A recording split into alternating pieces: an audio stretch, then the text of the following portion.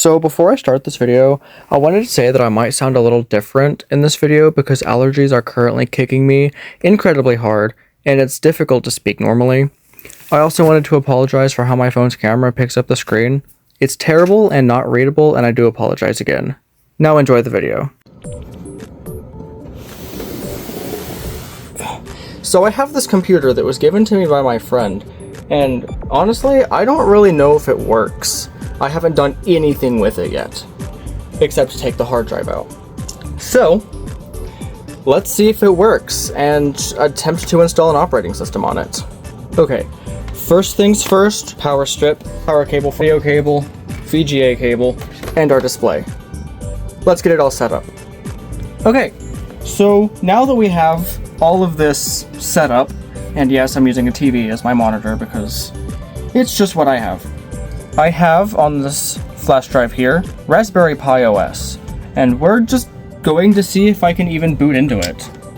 So let's plug this USB into the front, and I've also got this little keyboard thing here that will be handy for using the PC. So let's power it on and see if I can boot into the boot menu. Okay, so it's powering on, and I think it's doing post right now, which is fine.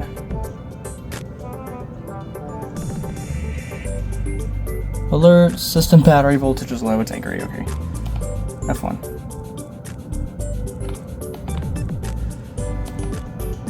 There we go. And run with persistence.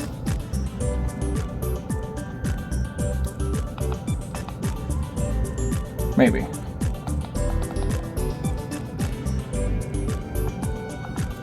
This keyboard doesn't seem to be working very well. How interesting. Oh! System halted. It's a little angry. Why is it angry? Why are we angry? Compressed data is corrupt. Well, that's not a good sign. Give me one moment. Alright, we're in BIOS now. And I can...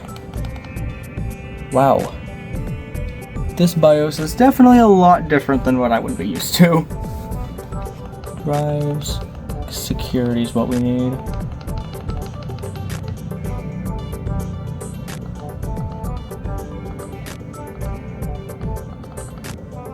Well,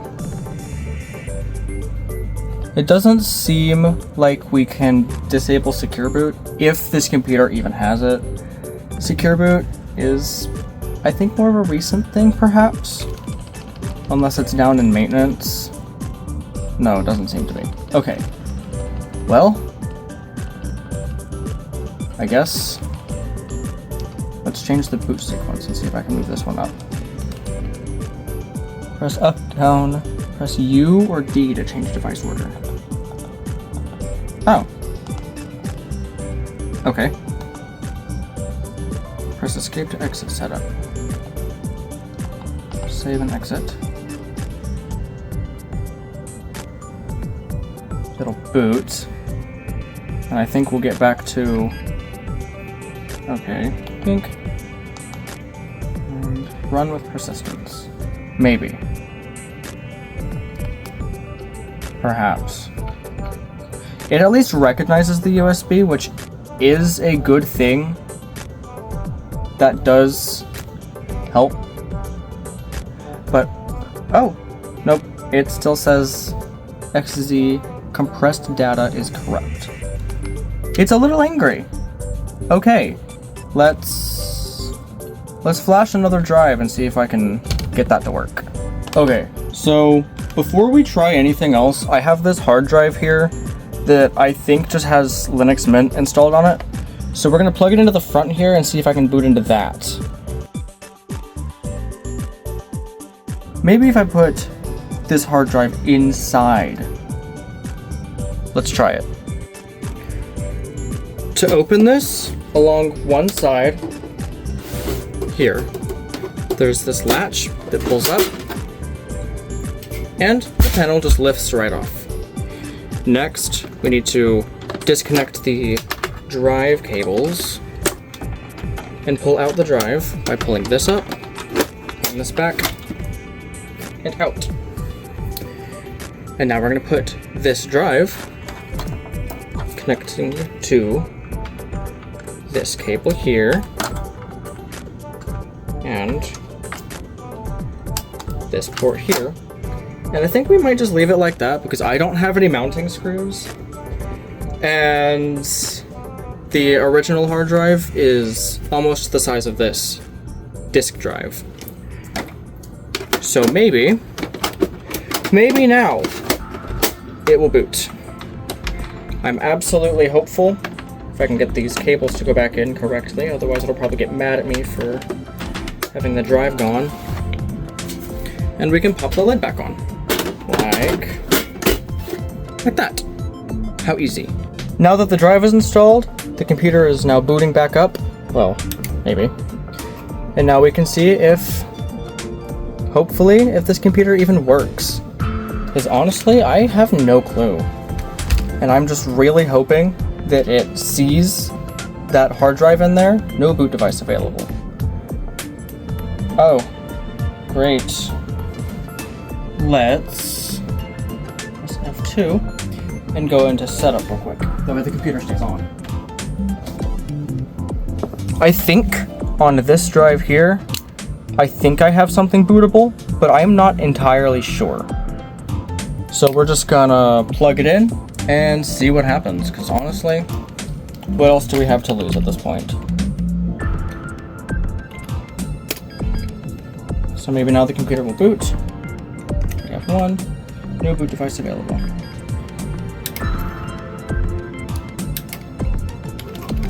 And press on F12.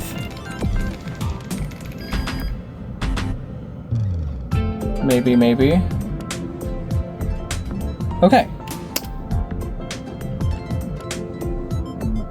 Oh, there we go. Start Linux Mint in compatibility mode. Let's just try compatibility mode, because I'm not entirely sure. Things seem promising from here though, so honestly, I'm hopeful. Maybe. Let's give it a minute to boot.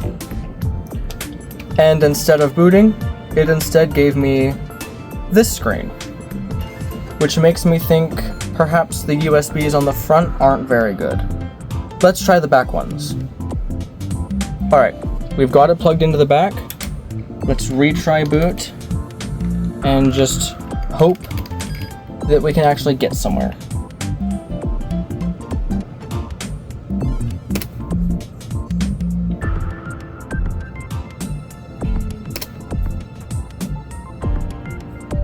Just booting into Linux Mint. It did it a lot faster this time, so I'm holding out hope. Hopefully.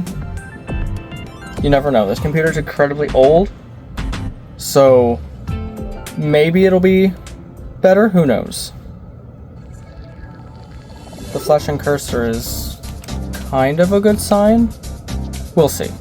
Linux Mint did not boot, and Raspbian is not booting either. Honestly, I don't really know what this compressed data is corrupt thing means, but it's basically preventing anything from booting at all, which is definitely worrisome. Okay, so it still wouldn't boot, but I think one thing I will try is instead flashing an image directly. Come on out. Come on, there we go. Is flashing an image directly to this drive, because it has Linux Mint, but I think it's trying to boot a 64-bit version of Linux Mint, which this computer most likely cannot handle, which is fine. So instead, I'm going to throw Raspbian on there, because that is 32-bit, and I'll see if that will boot. Okay, I have successfully flashed the image to the drive. Let's plug the computer in and see if it works or not. I'm really hoping this will go as I want it to, but honestly, I don't have the highest of hopes. We'll see.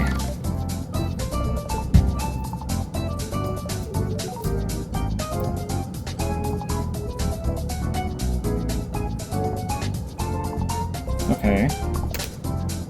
That's a good sign. Maybe. Maybe. At least we know it is booting off of the drive. Or at least trying to.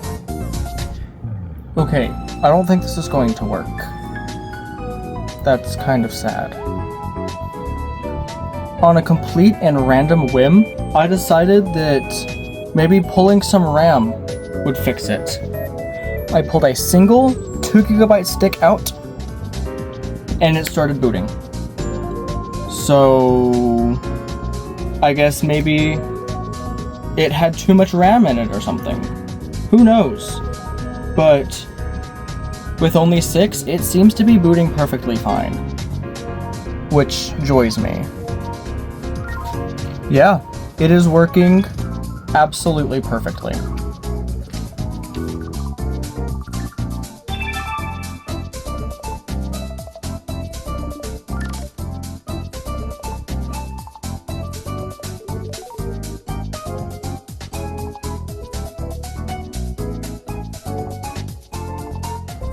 I'm honestly surprised that it started booting after I got RAM out of it. That's shocking me, honestly. I really wasn't expecting it to do that at all. But it does work.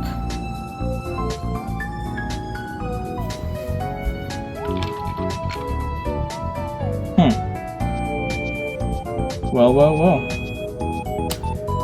2 GB of RAM.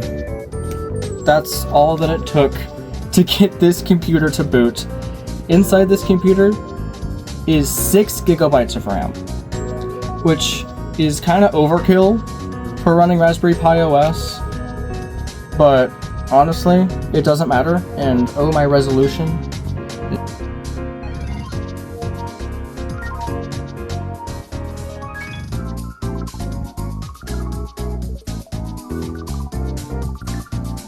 It automatically fixed it for me. At least it booted, honestly. I wasn't really expecting it to actually boot. I was expecting to sit here for a good while and just ponder, trying to figure out what was going wrong. Until I removed a single stick of RAM and it finally decided to boot. Shocking. Honestly shocking. With that in mind, let's power that off and see if we can get Linux Mint to boot. Let's just try it. Okay, I have the Linux Mint USB plugged in. Let's see if it will boot. I'm really hoping, because I'm just kind of really overjoyed at the fact that it finally booted. And I'm thinking, maybe it'll just boot. Who knows? Why are we still auto-adjusting? Give me my boot menu. Oh.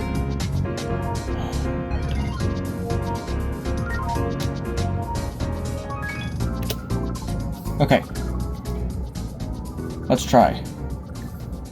Start Linux Mint. And just like that, Linux Mint booted with no issue. Of course, it might be a little slow, because it's running on 17-year-old hardware and a spinning hard drive. But honestly, it's incredibly usable. I'm really shocked. Let's see if we can install it. Because if it's running like this, then, well, just maybe, it might be usable enough to set up at my desk and tinker with for a while. You never really know whenever the install thing loads. It finally loaded. I wonder, does this computer support Wi-Fi? No, it does not. That's perfectly okay because I have a solution for that. With that, we might be able to get online. I don't think we're going to be able to get online right now, but that's okay. We can go through setup without Wi-Fi anyways. We don't need it.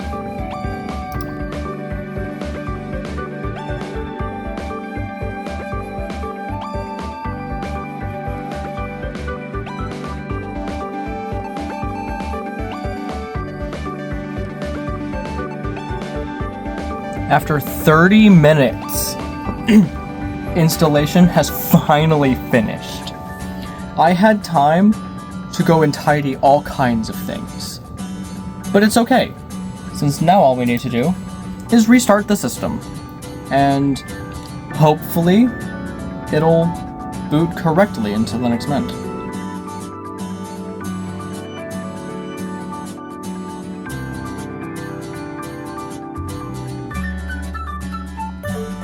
Success!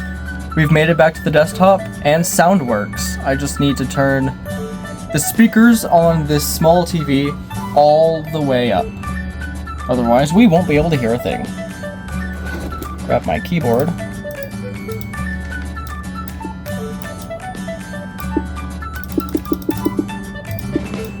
Very good sign. I don't want the Mint welcome. Pink. I'm so shocked, honestly. Removing 2 gigabytes allowed it to finally boot. And it's just a tad slow, because it's running off of a spinning hard drive. But honestly, it works, like, perfectly fine. There's not that much of a slowdown, and I can even go in and change the theme, maybe. That's become kind of a repeated word in this video, is maybe. I think this time we should go with Mint L. I always use Mint X. Well, we got it to boot. I'm honestly kind of shocked. I want to thank all of you, for anyone who actually watched this all the way through and watched me just kind of incoherently ramble, because I wasn't entirely sure what the plan for this video was, and I wasn't entirely ready for everything to go wrong as it had, and was honestly about to quit recording halfway through, because nothing was working until I removed that RAM. But, all in all, thank you all, and goodbye.